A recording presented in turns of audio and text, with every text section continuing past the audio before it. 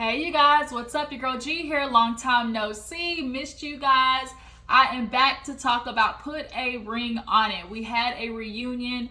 I'm not gonna lie, you guys. The reunion for me was a little dull. We could have honestly had two parts. So before we get into Put a Ring on It, just want to say thank you to everybody who dropped down the comments on my community page. If you can't tell, my voice is still a little raspy, but at least my vocal cords are somewhat working enough for me to come and talk to you guys about the reunion, because I definitely did not want to miss out on an opportunity to talk about good old baby boy Kenneth. I call him baby boy because that's exactly how he acts. And Shorty, as well as Otis and Charlana. Looks like Otis shot the club up and he decided he was gonna trap Miss Charlie, okay? So you guys, let's go ahead and get into Put a Ring on It. We're gonna talk about the fashions. We're gonna get into everybody's looks and everybody's relationships because, you know, some people made it, some people didn't, as we know. So if you're new to my channel, appreciate you for tuning in. Go ahead and like that video, drop down below in the comments, subscribe to the channel, okay? And everybody else on the Juice Box crew, how you doing? Appreciate you for tuning in again. Make sure you hit that thumbs up button, okay? So Put a Ring on It. Of course, we open up with everybody coming back, and we are introduced to everybody basically after the end of the season. We have Egypt as the host. Y'all know Egypt kind of pops in and out hosting the reunion shows. First of all, how do you guys feel about Egypt as a host? I kind of feel like, you know, I can do with her, do without her type of situation. I love Egypt. I love her energy. I just feel like she's particularly too nice. Like, we need a host that's going to follow up. She asks good questions, but she doesn't have good follow-up questions, because when you ask questions, it's not even honestly the question that's the gimme gotcha. You have to be a host that's good with the follow-up questions, because that's really where the real information comes out. And I just didn't think like she, you know, scraped back enough layers, you know, into everybody's relationship or into like checking people about the things that happened on the show, because there was so much stuff, like I said, that happened on the show that I honestly feel like we didn't really get a chance to dig into. Obviously, they decided to do a one-part reunion, but it should have been two parts if you ask me. But Egypt as a host, you guys, tell me what you feel about Egypt as a host.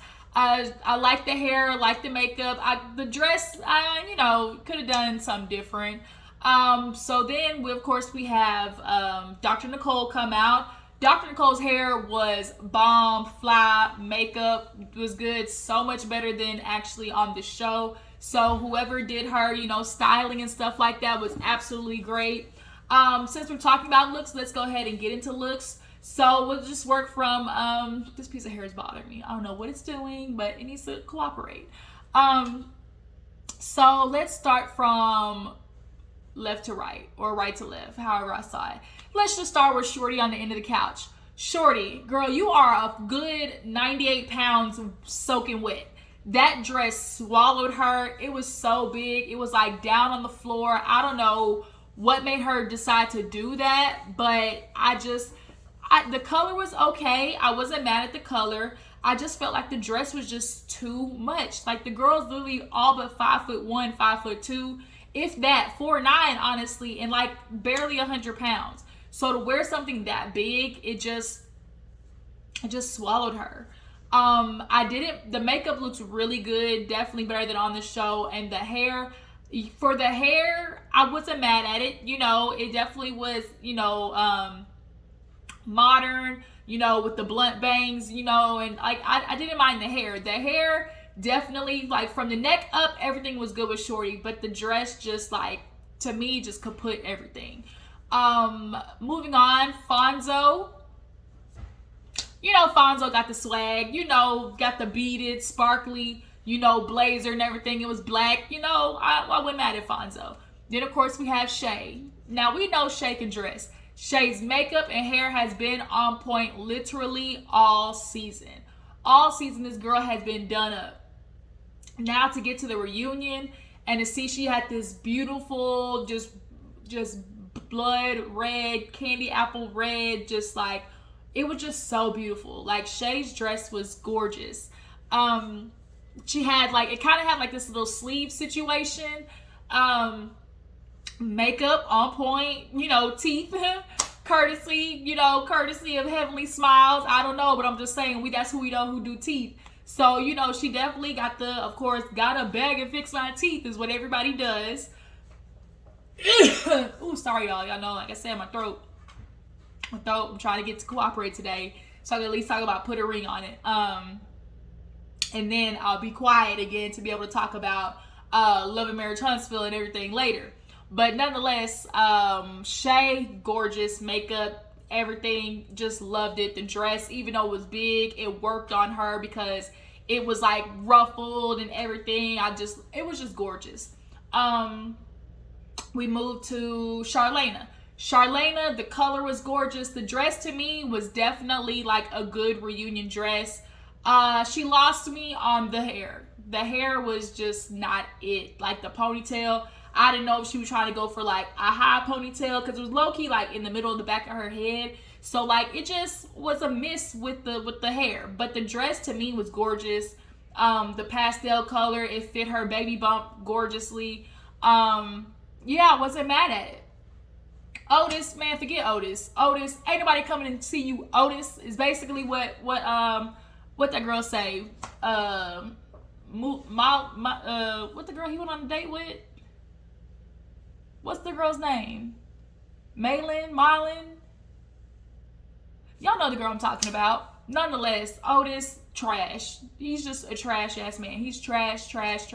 Hairline, trash. He got Dalmatian hair, like it was bald in some spots. We saw the way that he was very verbally and emotionally and mentally abusive to Charlana on the show. And that is a trigger for me. I don't like seeing like women go through that type of abuse stuff. And then the fact that she's pregnant, oh my God. Like, I just can't. So we'll talk about that when we get to their segment. And then we get to good old baby boy Kenneth. You can tell Kenneth is hurting. Kenneth is hurt with a capital T. He looked like a man who just like, he looked single. You know, they be joking when a man start looking hungry and homeless, you can tell he just got through with a breakup. That's basically what happened with Kenneth. Kenneth didn't even come dressed. He had on an outfit like he was getting ready to clock in for work. Like, it was so sad. Then he had this big ass like green mark on the side of his cheek. Like, was I tripping? Did y'all see it too? Did y'all see it? It looked like somebody decked him in the eye. Like, it was sad. I don't know if it was the makeup mixing or what, but Kenneth, baby, as you like to say, baby, throw it away. Garbage. It was tragic. So let's go ahead and get into the couples. So, of course, they talked to Dr. Nicole about the experiment and what this was supposed to do for couples. And basically, you know, she said, look, in the wake of people being in relationships, they tend to have a habit of ignoring the actual issues. What couples will do is they'll like kind of cover the surface, you know, of, oh, I got a problem with this, or, oh, I got a problem with this, but they're really avoiding the deeper issue that is like bubbling underneath. Because it's like, if we address the issue, then that means we're either going to have to decide to leave each other or stay together. Or if I don't like what this answer is, then that's going to force me to have to decide to walk away. And some people don't want to address the issues because then you're forced to make a decision that deep down you really don't want to make. Even though it may be better for you, you know, you just avoid it. So when you're dating people, other people, you are forced to look at your relationship to fix it, so you aren't going out with these other people, you know? So that's what the whole point of, you know, put a ring on it, it is. It's like either we are going to decide we're going to work on things and fix it, or, you know, I'm going to realize the streets is where I want to be. You know, Carisha, she out here being a city girl, you know, she done landed her P. Diddy, got her own show. You know, sometimes out here in these streets is where you're supposed to be. If you know how to work it right. You're supposed to be Lori Harvey. Y'all, everybody mad at Lori Harvey. Shout out to Lori Harvey. She's doing what she's supposed to be doing, okay? You are not going to lock me down at 25. Not today, sir. Not today.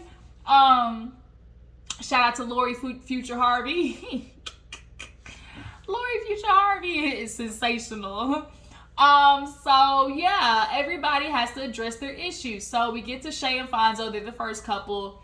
And basically, of course, we do the recap, and then we see them talking about, you know, what this show was. Like, oh, no. Okay, so all the couples basically had to talk about what they learned. Shorty learned that she needed to like be more patient, and realizing in a toxic situation, like as long as you keep putting yourself in a toxic situation, like you're also at fault for why it is the way it is. Fonzo, he learned that, damn, this was a lot of work, a lot more work than I thought it was going to be.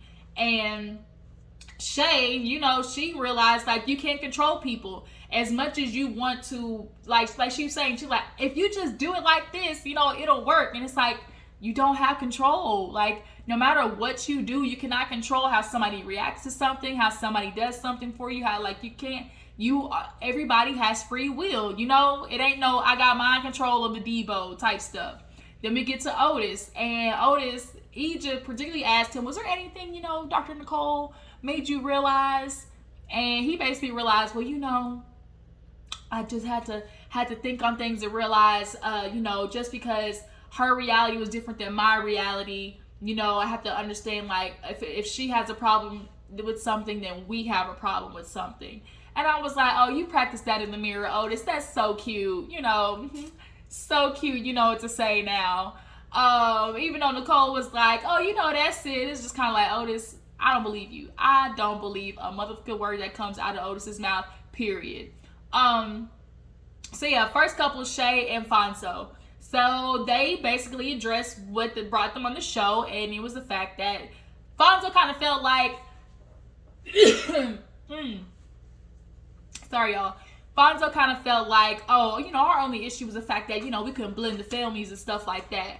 And Shay was like, whoa. You know, it was more than that. Don't try to downplay what it was. And so Egypt was like, what you mean? And she was like, girl, she was like, even after the show, there was so much going on. Like, me and Fonzo, we separated. She was like, huh? She was like, yeah. After the ring, after the proposal, everything, they separated because Fonzo basically told Shay, he caught himself basically doing a purge. Like, I don't want to go into the next phase of our life, you know, on some secret type shit. So I'm going to tell you everything that I've done. I can respect it. I could, you know, of all the men that were on this season, you could tell Fonzo was the most in love with his person and the most willing to actually do the work. And Fonzo definitely was willing to do the work with Shay. And so she was like, because he said all of this stuff, and of course we know what it was, infidelity. The dude can't keep his penis in his pants. He works alongside Rick Ross, and we call him Rick Ross. Like, he is in the nightlife. He's in that, like, we know what's gonna happen when they go on tour. It just is what it is. And so he admitted to them things, and Shay decided she would step away for a couple of months, but she felt like because he was the one who was willing to come forward and do the work and, you know, set the tone for how the relationship was going to go, she respected that and was willing to make it work. Now, we all know that Shay was going to go back to Fonzo. Like, even with all the yelling and the cackling and ha ha ha and all the yelling and the oohs and ahs of Fonzo, man, you do this and that to me. She's not going nowhere. Shay loves the lifestyle. It just is what it is. Yeah, Fonzo may be a good man to a certain extent, but overall, like, she said, like, Egypt checked on her, like, oh, you know, talking about spouses. She was like, well, we got businesses together. You know, we got a whole bunch of stuff tied in. So, yeah, that's my husband, basically, at this point, because, like, we already intermingled, even without the, you know, the licenses or whatever. So, we not going nowhere. Basically, I'm sticking beside him. That's my man. And so, we started talking about their dates, and we have Asar and Tanisha come on. And Tanisha, of course, y'all, Tanisha gives real, the clean up woman, dun, dun, dun, is the woman who, yeah, Tanisha gives real clean up woman, like, I'm gonna be outside waiting for him. You know, she enjoys men chasing after her. You can tell. And so Shay did apologize, you know, for the fight and everything that was on the show. And was willing to, you know, say, you know, I needed to do better. That's not what the show was about. So, Tanisha, you know, Egypt, of course, asked her about Fonzo. And she was like, what do you think about Fonzo today? She was like, yeah, you know, we definitely were flirting. He was flirting with me, you know, but he's scared of Shay. So Shay was like, scared of me? You know, this big ass man scared of me? She was like, yeah. She was like, well, you know, he was like scared to lose you. And I was like, as he should. Every man should know in the midst of them getting ready to do a fuck up, basically. Like, I'm in this situation. Do I decide I want to, you know, mess up and please me in this moment temporarily to go back home and deal with and a woman I possibly want to lose, you absolutely should be scared of losing your woman, and that's what keeps you from doing stuff, because you genuinely don't want to do that. So as he should. But she was like, yeah, Egypt was like, yeah, can most men basically not be tempted by you or whatever? And she was like, no. And so she was like, temptation. So she's like, well, if you temptation, you was just in the back room with Asar, with it, that makeup room. What happened back there? And she was like, he shot his shot. She definitely does the Portia, the Portia situation of just like elevating her voice and trying to be all cutesy, and that's definitely Tanisha. Tanisha just gives real, like, I'm okay being side chick because, I know how these niggas are, and I like to be the tease. They'll come after me and chase me for a little bit, and then we'll, yang a little bit, and then I'll send him back to his woman type thing. Like I said, clean up woman duties.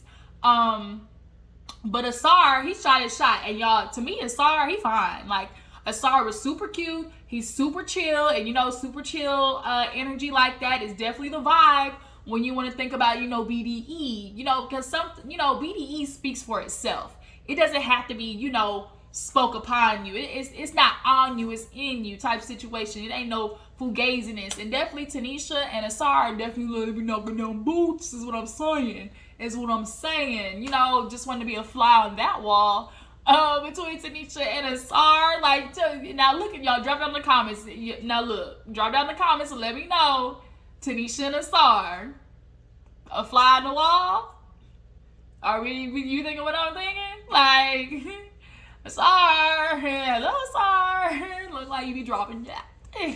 Just saying, dropping that.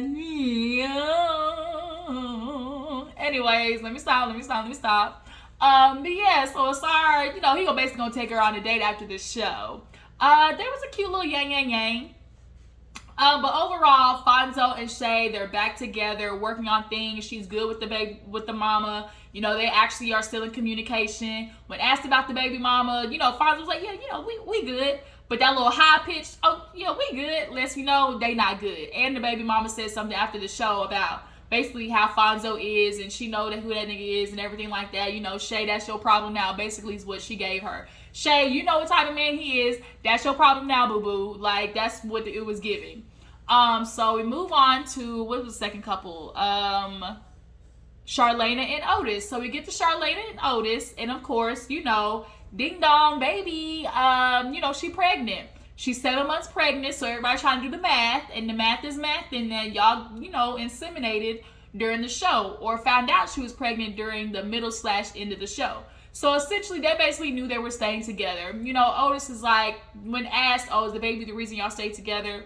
They're gonna say like, well, it wasn't like we're staying together for the baby, but we just knew like it was just an extra incentive for us to work on things, together. So of course we do the flashback, talk through the season, and honestly, with Otis and Charlana, they did not address enough for me. Like, there wasn't any talking about like their communication issues, the way that Otis talked to her, the way that Otis, really avoided, her emotions or addressing her hurt feelings. Like, that's why I said it should have been 2 parts, because there was just too much that was not really dug into each of these couples. But nonetheless, let's get to the nitty gritty, okay? So we know she's pregnant, but we gotta get, what's her name? Was it Mulan? Milan? I think it was Milan. Yeah, so Milan and Chris come out and basically discuss the dates. Chris, obviously, he was like, me and Charlana, we was cool, but at the end of the day, I could tell, she was her nigga. Otis, he said he wasn't nervous, and wasn't nobody gonna be nervous of like OBJ, wannabe. He literally looked like Odell Beckham, like too much, way too much. But nonetheless, we get to Milan, and she started talking the talk, basically letting Charlie know, hey girl, you pregnant at all, so I'm coming to you woman to woman. She was trying to tell her, look, woman to woman, I'm letting you know your man ain't shit. I'm letting you know he was texting me, he was calling me, we was messaging, we was DMing, And Charlie, of course, was like, oh, he told me about all of this. You know, Egypt's like, girl, did you know? And Otis was like, man, yeah, I told her everything. I told her about the DMs. You know, whatever she's saying is a lie. And so, of course, Charlie calls herself trying to defend Otis.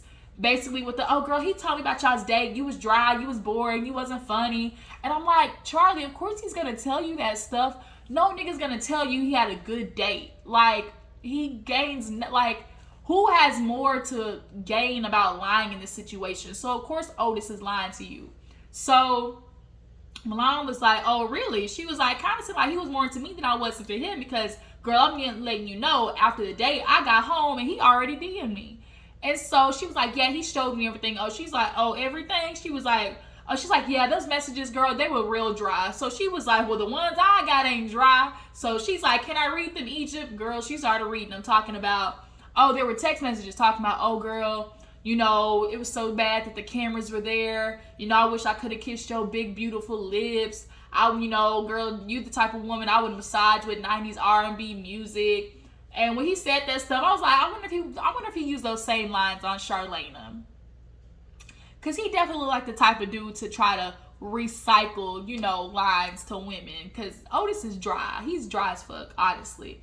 Got no emotional, like, capability at all. But when she said, oh yeah, by the way, he came to see me, Charlie was like, is that true? He was like, no. It was like, oh, wait a minute, you came to meet me in the parking lot? Because come to find out, they, you know, work not too far from each other. So, of course, he's like, man, we've heard enough. We've heard it. He just kept saying, oh, you know, we've heard enough. You know, we know what it is. I've showed her everything. This girl is lying. You know, we know this isn't adding up because I know what I said. You know, I know what I showed her, and what she's talking about isn't true. And it's like, bruh, Otis, we know you, my nigga. Like, we know. You can tell Charlie, you know, Charlana knows that he's lying, but of course she's going to defend her man, you know, in a public forum. And Milan, like he just said, you did your part. You can only do what you can, which is, bitch, I'm letting you know. He was in my DMs. He was text messaging me. He came to see me. I know you got this baby, but I'm just trying to let you know who this man is. And Charlana, girl, I just really feel bad for her. You know, she thinks Otis is going to change. This baby's going to change Otis. Like, women kind of always have this thing of like, oh, my love is going to fix him situation. Let me be the savior. And girl, let me tell you, 9 times out of 10, that don't work. It just don't. You know, talking about the baby, I forgot about that.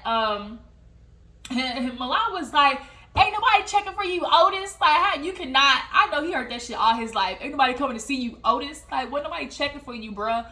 Otis, you blockheaded ass nigga. Like, your hairline is trash. Like, you clearly stressing out because you got spots everywhere. Like, it was garbage. So yeah, when they talked about having the baby, I forgot about this. Egypt was kind of leaning tight, like, oh, Otis, what do you want? Oh, you know. And it was like, bro, we know you want a boy. And she was like, well, you know, I have heard that when men have girls, it does cause them to soften up, become a little bit more emotional. And the way Otis was like, yeah, I've heard that. Yeah, that's what they say. Kind of like, haha, like, we'll see. Like, I'm not changing who I am. And you could tell, and Charlana was like, yeah, you know, he has it deep in him, but, you know, maybe a girl would help. And it's like, Charlana, I can see you're hoping for a lot of things with this nigga, but I'm letting you know, it's not happening. The man is emotionally stunted. He watched you cry beside him and literally still found a way to blame you. Ma'am, you are in for a rude awakening. That nigga got her pregnant on purpose. You can't tell me otherwise. Because the way he was so already, he proposed to her and already talking about, let's work on a baby.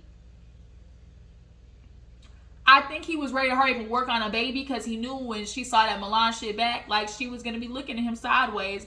And for her, you know, her to find out that he was messaging Milan, like, let me hurry up and get this bitch pregnant so she can't go nowhere. Because most women ain't going nowhere when they're pregnant. So, girl, my prayers out to you. Milan, you tried, but she just ain't gonna check for it. Charlana is in La La Land. And, girl, blessings to you. You like it, I love it. So, we move on to, last but not least, Shorty and Kenneth, y'all. Kenneth is looking like he is sweating like a hoe in church. He is on that crackhead sweats. When I tell you homie was sweating, it was sad. So of course we get to them, and we discuss basically the intent of the show. Of course, for Shorty, she gets questioned about why you didn't leave. Why are you still with him? You were coming on the show, and Shorty basically broke it down like, look, I've tried to leave this nigga multiple times. I couldn't leave without consequence. One. Two, I did have a little bit of hope for him. I just held out a little bit of hope, as most women do when you're in a relationship. Three, homie needed help. I was trying to get him some help while he was here, And so she was basically saying, like, watching him, message my job, bank statements, taking my bank information, following me. I've had to have security here with me. Like, I don't feel safe, and I don't blame her. With the things that he's done, like, we've seen way too many stories of men killing women when they attempt to leave. Literally on Instagram yesterday, I saw a story of a woman. She removed the restraining order on her husband. They both signed off on it, which means he probably convinced her, oh, babe, let's be together, like, let's work on things. I'm not going to do nothing together for the kids. We might not be together, but let's co-parent. And the minute she removed the restraining order, he killed her the next day. Murder-suicide case. Like, dudes out here really be killing women out of jealousy and out of them leaving the situation, an abusive situation. And I'm sorry, have you seen the look in Kenneth's eyes? Kenneth is crazy. So he just gives me real, what's that dude named Carlos from Medea's family reunion, when old girl tried to leave and he tried to, like, well, if the only way you leaving is over this balcony, like, that's Kenneth. So, of course, Kenneth is going off, man, shawty, you a manipulator. How dare you try to make me look bad on national TV. I was doing everything for you, man. I know my self-worth. She ain't nothing but a player. All that type of stuff. And so, of course, she gets addressed about, like, okay, you knew you were coming on. And Shorty admitted, like, oh, I knew I wanted to leave. Like, I came on this show to leave. And I'm not mad at that. I'm really not mad at that. And I don't understand why people look at Shorty like, oh, you played a part in this too. Now, Shorty girl, they did call you out in the fact that you were like, oh, I never said that Kenneth was a bum. I never said that he didn't, work or whatever. And it was like, but you did allude to it. Everybody pretty much got the same conclusion of the breadcrumbs you were putting down was like, this nigga is a bum. And yeah, he worked, but is he really putting in on this man? Most likely not, because guess what? His name wasn't on the lease. And every place that y'all have had, you've always said, my place. So, Kenneth, I know you want to sit there and try to, ragtag on Shorty like, oh, when I met you, you wasn't nothing but a bum. You was making only $25,000 a year in that old cheap-ass Volkswagen or whatever he said. He said Aztec, dirty-ass Aztec car. It was like, okay, that's when you met her, but guess what? Ever since y'all been together, Shorty's been improving. Bitch got a high-rise in Atlanta, so I know that shit is expensive. So, if she's improving, moving on up, what are you doing? That's what the problem is. Like, she's improving more her life, but what are you doing? What are you doing, Kenneth? That's the problem. Kenneth does not want to address the issue at hand, period. So we get the dates come in, of course, Tavy, Hollywood, his old crazy self. And basically Tavy and Shorty kind of fizzled out. Then we get Maisha. She comes in. Maisha could have chose a better dress. That wasn't like really flattering to me. But Maisha, girl, we need to talk, boo-boo, because the way she was like, yeah, Egypt was like, oh, would you ever give Kenneth the chance? And she was like, oh, I resonate with him because I'm a Gemini, so I know what he's going through. I would consider it, after he works on himself, he definitely needs to work on himself mentally, emotionally, and spiritually. But the thing is, Kenneth's a good dude. All he needs is just some guidance. Ma'am, Aisha, did you not see the same shit that we saw on this TV? Guidance. That dude needs a whole ass freaking, what are them things called? Exorcism. He flipping goddamn on the balcony and stuff like that. Kenneth needs help. Like, all of those things you said, but even still then, he's not suitable for partnership at all. A lot of people are got to understand, like, not everybody is meant to be in a relationship. Not everybody is suitable for partnership. And the fact that you still saw what you saw on TV, I don't know if you were just being nice or what, but the fact that you still, oh, well, maybe after he works on himself, I need somebody like that to be able to, be in my life and take lead. And it's like, ma'am, Ma'am, don't do it. Don't do it. This is a whole big ass stop sign and a wrong road, wrong road. Anybody that goes dates Kenneth is on the wrong road. Of course, Shorty's like, look, I moved on, but I shouldn't have to deal with this. He's texting and calling me like every day for 4 months straight. I had the same number for 15 years and had to change it. That's sad. So basically, Kenneth knew. He watched that shit back and was like, ooh, I done fucked up really bad. I still ain't got no place to say. He's looking like I don't got no place to say.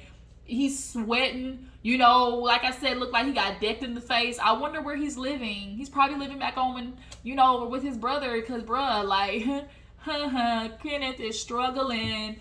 He's in trouble.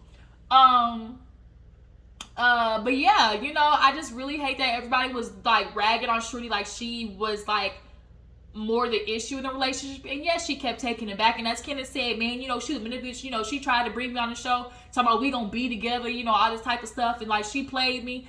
She might have. But you know what? She wasn't the one who made you look bad. You're the one who made you look bad. You're the one who had those actions on national TV. You're the one who decided to act that way, Kenneth. So that your actions aren't on Shorty. Like, she brought you here basically for proof and for documentation. So if she went missing, she could be like, that nigga did it. Basically, like, we ain't on no ID channel first 48. No, I know that nigga did it. And here's documentation proof. He was like, man, Shorty, she always do this with me. Anytime, we always break up. But, when she wants to, basically, he was saying when she want to hop on and do a full split, when she needs some D's, she want to call me. And it was like, she might have done that in the past. She might have, Kenneth, but not this time. And that's not manipulation. You and oh man, I was just weak for Shorty. I was under her spell. I was under this, and that. That's your problem. You can't put that on Shorty. That's your problem. So both of y'all have blame in saying, realizing this was not a good relationship, but coming back, period. So we get to the end of the episode and basically, they all just talk about their experience and moving on and what's next for them. Shay and Fonzo, they gonna have a big ass wedding, of course. Charlie and Charlana, like, they're prepping for the baby, nesting of some sorts. Shorty, she's working on herself, and Kenneth, he basically said, I got a movie coming out, at the end of the year, something called Candy Motherland, something, I don't know, something with candy in it. And it was like, what movie, what money, like, huh? Like, you doing what, Kenneth? Homie, stay in therapy. Like, Fonzo, I'm glad he said he in therapy now too. He's like, since like black people, we need therapy. It's a lot of stuff that we are traumatized for. Not only just being black people in America, but just life, like however you like however you grew up in this world too. So like, get your shit together. Go talk to somebody, life coach, therapist, whatever. It ain't no shame in that game. Mental health is very important. Yeah, somebody go talk to Kenneth, okay? Somebody make sure he ain't trying to jump off the ledge anytime soon, because Shorty leaving, definitely, he was not prepared for. So that was put a ring on it. Like I said, you guys, I really wish they had done 2 parts, but y'all tell me what you feel about Egypt being a host. All the couples, what you guys think about Charlana getting pregnant. You guys feel Otis is going to be a better man for her. And what do you guys feel about the season overall? What did you rate the season? I appreciate y'all for tuning in. I apologize for my throat being a little raspy, but I'm arrested so we can hopefully talk about Love and Marriage Huntsville and DC tonight, okay? Appreciate y'all for tuning in. I will catch you guys later. Deuces.